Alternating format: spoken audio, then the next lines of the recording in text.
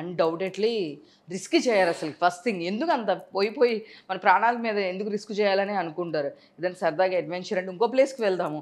అంటే డబ్బులు కొంచెం ఎక్కువైనా సరే బతుకుంటే సంపాదించుకోవచ్చు. ప్రాణం కన్నా ఏది ఎక్కువ కాదు కదా! యెస్. ఇప్పుడు వరకు అంటే కొంచెం తక్కువ బడ్జెట్ అని చూసుకుంటా పోతూ ఉంటారు ఎవరైనా.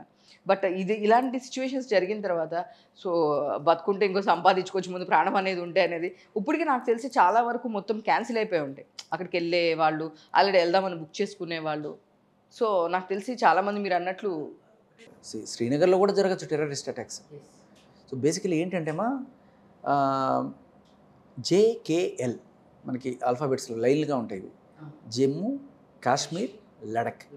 ఈ 3 ఏంటంటే ఈ రీజన్స్ ఎలా ఉంటాయంటేమా మీరు ఇక్కడ శ్రీనగర్లో దిగిన తర్వాత శ్రీనగర్ నుంచి ఒక హైవే వెళ్తుంది.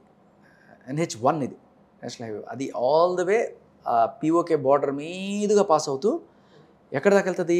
లడక్ దాకా పోతుంది. ఆ లడక్ దాకా వెళ్ళే దారిలోనే మనకి ఈ సోన్మార్గ్ సోన్మార్గ్ అంటే ఇట్స్ లైక్ హెవెన్. మీరు అందరూ పెహల్గాం అంటారు కదా, పెహల్గాంకి ఒక 10 సోన్మార్గ్ చూడకపోతే వాడు మనిషే కాదు నా దృష్టిలో. అంత అద్భుతంగా ఉంటుంది.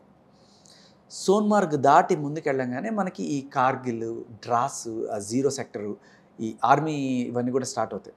అది దాటిన తర్వాత ఒక పర్టికులర్ పాయింట్లో ఆ కార్గిల్ దగ్గర నుంచి డివైడ్ అయిపోతుంది. ఆ కార్గిల్ దాటిన తర్వాత నుంచి మీకు అప్పటిదాకా కనిపించిన ఈ ముస్లిం కల్చరు లేకపోతే దాన్ని ఏమంటారు మాస్క్స్ ఇవన్నీ మాయమైపోయి బుద్ధిస్ట్ టెంపుల్స్ స్టార్ట్ అవుతాయి. బుద్ధిస్ట్ మాంక్స్కి సంబంధించివి అంతా బుద్ధిజం. వీళ్ళు కూడా ఎలా ఉంటారంటేమా ట్యాక్సీ వాళ్ళు లేకపోతే క్యాబ్ వాళ్ళు ఉంటారు కదా, ఎంత మెహమాన్ నవాజీ చేసినా కూడా ఆ పర్టికులర్ ఏరియాకి వచ్చిన తర్వాత అక్కడి నుంచి నువ్వు లోపలికి రావద్దు మాకు, బికాస్ మీరు కాశ్మీరీ ఆర్ మీరు ముస్లిం, ఇక్కడ నుంచి మేము ఓన్లీ బుద్ధిస్టులు వీళ్ళు మాత్రమే ఎక్కువగా అక్కడ ఉండేవాళ్ళు, వాళ్ళు టేక్ ఓవర్ చేస్తారు. మీరు ఇక్కడ దాకా ట్యాక్సీ నడపాలి, ఇక్కడ నుంచి ట్యాక్సీ కూడా బుద్ధిస్టుల దగ్గర నుంచి తీసుకో, ఆ టైప్లో ఉంటుంది అనమాట. ఆ బుద్ధిస్ట్ మాంక్స్ లేకపోతే వాళ్ళు మనకి నేపాలీ టైప్స్లో ఉంటారు వీళ్ళంతా, వాళ్ళ మొహాలు కూడా మారిపోతాయి. సో ఇక్కడి నుంచి అంతవరకు అక్కడి నుంచి ఆ ట్యాక్సీ మనం వేరే మాట్లాడుకోవాలి. అక్కడి నుంచి లైక్ అవన్నీ కొంచెం హిందూ టెంపుల్స్ లాగానే అవన్నీ ఉంటాయి అన్నమాట. సో, నెక్స్ట్ టైము ఇంక ఇట్లా జరగాలని డెఫినెట్‌గా సాడ్ మూమెంట్. బట్ నిజంగా ఎట్లా అనేది నాకు అనిపించింది. డెఫినెట్‌గా నేను మాట్లాడాలనిపించింది మీతో. అంటే ఇలా వెళ్ళడం ఇలా కరెక్ట్ కాదు. ఇట్లా ఏంటని చెప్పి మాట్లాడాలనిపించింది. బట్ ముస్లిమ్స్ కోసం చేస్తున్నామని ఒకవేళ ఆ తీవ్రవాద సంస్థలు ఎవరన్నా అనుకుంటే, ఇప్పుడు నువ్వు చేసిన పని వల్ల ఈ ముస్లిమ్స్ ఈ 2 ఏరియాస్లో ఒక పక్క ముస్లిమ్స్ ఒక గీత గీసుకుంటే యువతల పక్కంతా బుద్ధిస్టులు వీళ్ళు ఉంటారు కదా. ఈ ఏరియా ఇప్పటిదాకా వీళ్ళకి ఒక చిన్న కాంపిటీషన్ ఉంటుంది, ట్యాక్సీలో కావచ్చు, టూరిజంలో కావచ్చు, ఇక్కడికి ఎక్కువ. ఇక్కడ ఏంటంటేమా ఇక్కడ దాకా మీకు గ్రీనరీ ఉంటుంది, ఐస్ ఉంటుంది, స్నో ఉంటుంది, అంతా ఉంటుంది. ఈ దాటిపోయిన తర్వాత ఈ కార్గిల్ నుంచి లడక్ జోన్కి వెళ్ళిపోయిన తర్వాత మొత్తం బోడికొండలు, ఎడారి, రాజస్థాన్లో ఉన్న ఆ థార్ ఎడారి తీసుకొచ్చి అక్కడ పెడితే ఎలా ఉంటుంది, కూల్ ప్లేస్లో అలా ఉంటుంది. అక్కడ మీకు ఒక్క మొక్క అనేది ఉండదు, మొత్తం కొండలు బండలు బోడిగా ఉంటుంది. It goes to China border. So అక్కడికి కూడా టూరిజం గట్టిగానే ఉంటుంది. ఏ రోజు అక్కడ టూరిజంకి డోకలేదు. అక్కడ ట్యాక్సీ రేట్లు ఎక్కువ, ఫ్లైట్ రేట్లు ఎక్కువ, వాళ్ళు బాగా సంపాదించుకుంటున్నారు, బాగా ఉన్నారు. వీళ్ళు చేసే పని వల్ల ఇక్కడున్న మీ ముస్లింలకే ఒక ముస్లిం చేసిన పని వల్ల వాళ్ళ స్థితిగతులు డ్రాప్ అయిపోతున్నాయి. ఇది నువ్వు ముస్లిం సమాజానికి చేసే సేవ అనుకుంటున్నావా లేకపోతే ద్రోహం అనుకుంటున్నావా? అచ్చంగా ద్రోహమే కదా.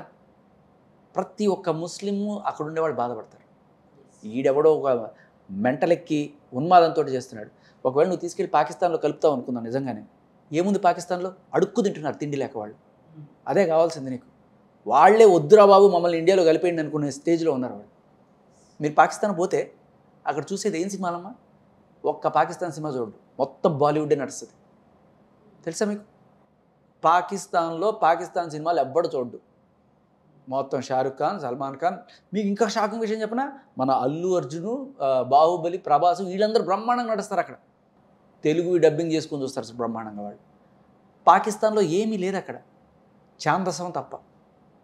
అందరూ they are almost tune to ఇండియానే, ఏడుస్తూ ఉంటారు అక్కడ. ఇండియన్ చూసి నేర్చుకో వాళ్ళు. స్పేస్, చంద్రుడు, అక్కడ ఏ రోజైనా నువ్వు ఒక మిషన్ పంపించావా చంద్రుడి దగ్గరికి? ఇది ఒక అద్భుతమైన విషయం చెప్తామా. మనం చంద్రుడి మీదకే కాకుండా మార్స్ మీదకి కూడా మిషన్ పంపించాం. That is India. పాకిస్తాన్ ఏం చేస్తుంది ఇవాళ? బొచ్చేసుకొని సౌదీ అరేబియా దగ్గర అడుక్కు తింటోంది. భయ్యా మా కొత్త ముష్టి వేయండి, మేము బతకలేకపోతున్నాం ఇక్కడ. అమెరికా మాకు కొంచెం ముష్టి వేయండి, మేము బతుకుతాం అని చెప్పని అడుక్కు తినే స్టేజ్లో ఉంది పాకిస్తాన్. ఆ దేశంలోకి రావాలని ఏ కాశ్మీరీ అనుకుంటాడు? ఏ రోజైనా ఒక చంద్రమండలానికి ఒక మిషన్ పంపించాము? నేను ఒకటే చెప్తా, అరే నీ జెండాలో చంద్రుడిని పెట్టుకోవడం గొప్ప కాదురా, చంద్రుడిలో జెండా పెట్టాం మేము. నిజం, చాలా కరెక్ట్గా మాట్లాడారు. థ్యాంక్ యూ శేఖర్ గారు. మీరు ఉన్నది నిజంగా ఇన్ఫర్మేషన్ అనేది ఎంతవరకు ఉన్నది ఇది కరెక్ట్ అని చెప్పేసి మీరు చెప్పేది డెఫినెట్గా ఒక లాజికల్ పాయింట్ ఉంటుంది. దట్స్ వై నేను పిలిచాను.